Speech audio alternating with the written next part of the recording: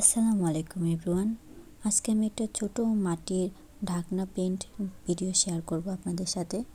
আমি এই পর্যন্ত অনেকগুলোই মাটির পাত্র পেইন্ট করেছি, কিন্তু কোনোটাই ভিডিও করা হয় না। আসলে অনেক কাজ, যখন অনেকগুলো কাজ একসাথে পড়ে যায় তখন আর ভিডিও করার মুড থাকে না বা সময় হয় না।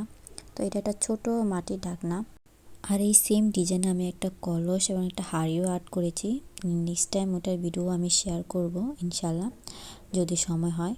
আর এটা খুবই একটা সিম্পল ডিজাইন। আর মাটির পাত্রের জিনিসপত্রের মধ্যে আর্ট করতে আমার খুবই ভালো লাগে, কারণ এটার মধ্যে নিজের মনের মতন করে ডিজাইন দিয়ে আর্ট করা যায়।